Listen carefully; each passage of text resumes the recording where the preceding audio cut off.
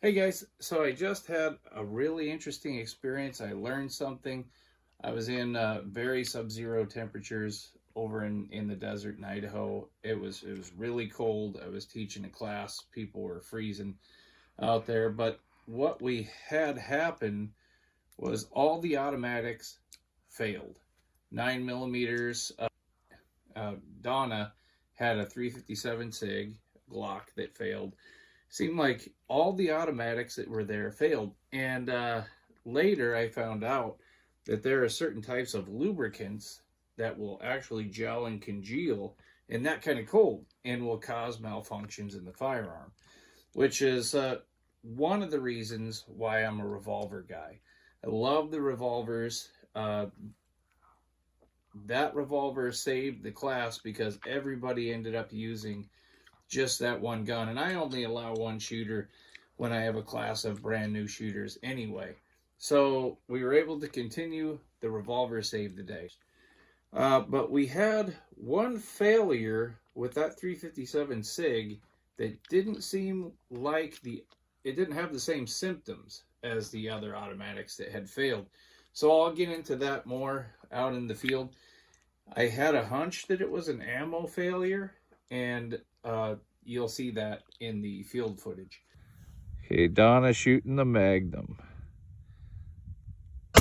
Yeah, handled it like a beast. All right, here. You can do the last one,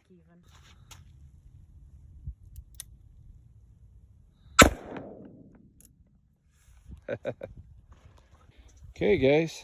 Well, I got my answer.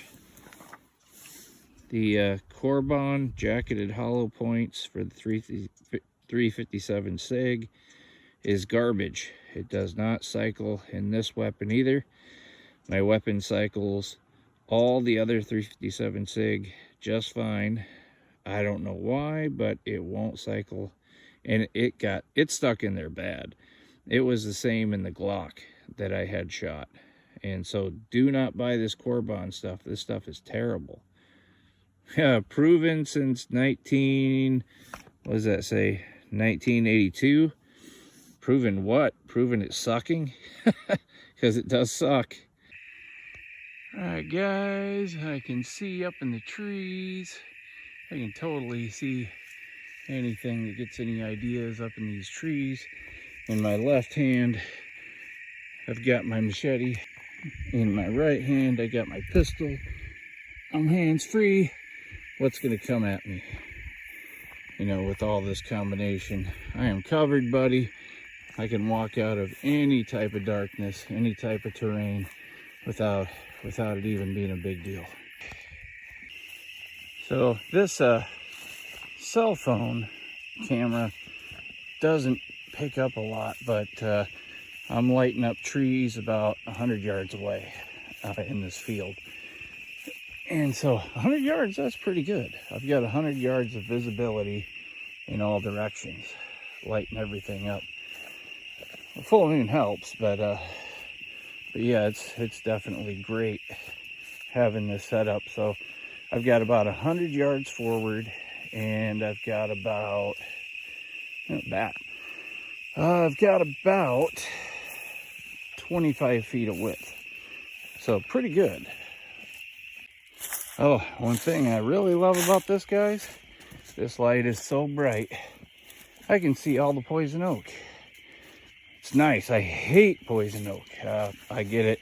Unfortunately, not as bad as a lot of people, but I do get it. And I can even see that, so I'm not going to accidentally rub into some poison oak. And we got a full moon. Okay, and not only that, guys, but I've got various setups here. So I've got the straight beam. I've got additional lights on the side for even more light concentration. This one gives me more immediate light close up. And then distress call. I'll stick with the setting that I've got. I don't need a lot of light to get out of here. Well, I like that one a little better. I just like having the power since I'm in predator country. I want to get out of here easily And it's not a big deal because I can recharge these batteries, and I'm not going to spend any money on new batteries, so not a big deal. Now see this, guys, I can see this in detail. Boom, easy. Oh, I'm up over the other side. You know, the only downside to this setup, it's got a lot of power, it's got a lot of brightness. The batteries that power this system are huge. It sucks power fairly fast. This setup will only last me a couple hours, and that's it. But that's all I need it for. You know, I'm not planning on being out here for days. So getting through predator rich infested country like this is all I need. You know, this will get me out easy. I've got my handgun, I've got my machete, and easy as pie, no complaints. And it's definitely nice to have the right equipment, guys, because I'm on these old abandoned logging roads at night, and you can see it's pitch black. If I don't look that way, it's pitch black in here. Bears, cougars, you know, all kinds of obstructions in the road, and just having the right equipment makes what could be a problem a breeze. This is really easy. It's not a problem at all. And let's see this, for example. There is a cougar, a bear stalking in here, or up in here. You know, I've got eyes. Eyes will glow. And this really covers you, and it makes traveling like this. You know, if you forget lose track of time or whatever, it's really nice to have the right equipment. Because I've done it without the right equipment. I've literally felt my way out of the woods for miles. Yeah, got something up there. Something jumped. It was small though. Anyhow, guys, when you do that, it sucks. It really sucks. I had to wade across a very large creek in the middle of the dark before, and it's no fun. It really sucks. Feeling your way through dark timber sucks. And so definitely having the right equipment like this, awesome. Awesome. Gone are the days of struggling to find your way. Now see, like this here, this could be a pain in the butt. Imagine if I had this and I had to do this. Easy. Hey guys, wanted to show you a couple tools I use at night. I'm out here in the woods. I stayed out too late, and I use these night sights. I wish I knew how to turn this flash off so you could see how bright they are. These came in handy for me a couple of times when cougars came into camp, and I was really glad I had it. Another one I want to show you that is invaluable. Watch this. Chaboom. Lights up everything. This flashlight that I have, this headset, and it's all hands-free. If there's any eyes glowing in the dark, I'm gonna see it from a long ways off, and I can look. I'm hands-free, so I can pull my firearm or my machete, whatever. And I'll show you the headset here back at home when I get there. But these things are gonna make it easy to walk out of here. There's a huge bear in these woods that I've been hunting, and there's cougar here too. I'm not even worried about it because I have the tools to get by. Now here's another option, guys. Not near the power. Much smaller. Just uses a couple of AAA batteries. I've had this one for about 25 years, and it's 100% waterproof. I used this a lot when I was cave diving years ago, and it's spelunking, actually, I think is what they call it. And now that they have GoPros, which they didn't have back then, the waterproof cameras, I would like to do videos of some of those underwater some of those cave dives. Maybe I'll be able to do that at some point. But this works great with this setup. They're both yellow, nice and bright, so if you drop them in the cave, you can find them pretty easy. So for cave dives, this was my setup, guys. The knife, the waterproof light, and this old school snorkel. That's what I used for years doing that. As you can see here, this rubber back comes off, and it reveals these batteries. And I'll turn it around. Here's your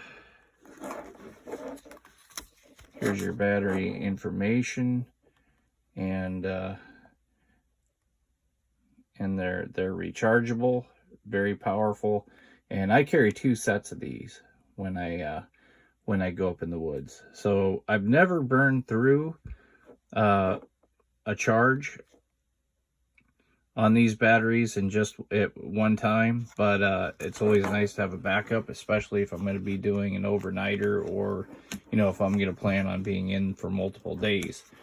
So anyway, great setup, guys. I like it. I would like to find one that's waterproof, or at least water resistant. This one is not. Hey guys, so here's the setup I was telling you about. This is the light. This is really awesome. So you got your first setting, then you got your secondary setting, your third setting, your distress call, and it's, like I said, it's hands-free. And the one thing that I really like about it, it's got a lot of power, so it burns up batteries fast. Just wanted to give you a few pointers on concealed carry ideas. This one I like a lot. This is a really cool concealed carry. It's comfortable. It fits right under the jacket. Here's another one. This is inside the waistband. And either one of these is very efficient and easy to carry.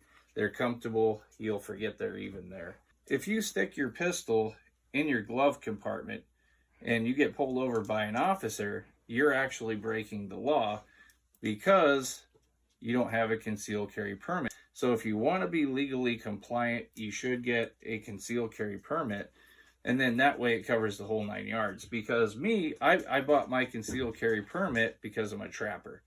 So I want to put my pistol in my backpack with all my gear and not have to worry about any problems. I can just grab my bag and go. And I don't want any issues of, am I legally compliant?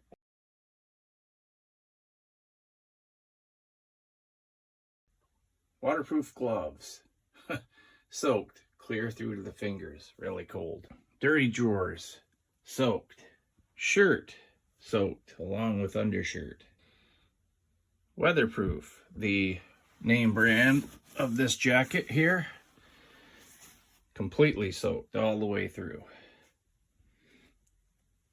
Habit, Realtree pants, supposed to be waterproof overpants, totally soaked all the way through.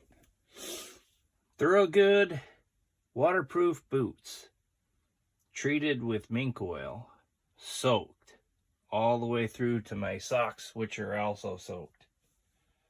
Pants, soaked, because the waterproof overpants, not so waterproof. Drift Creek waterproof hat, actually worked. Had a dry head, very happy about that. The only thing that was actually waterproof, that said it was waterproof.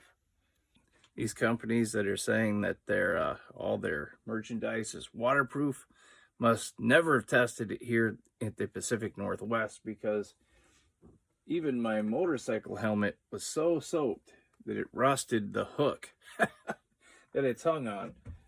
This is some serious wet here, guys. This is what we fight with here.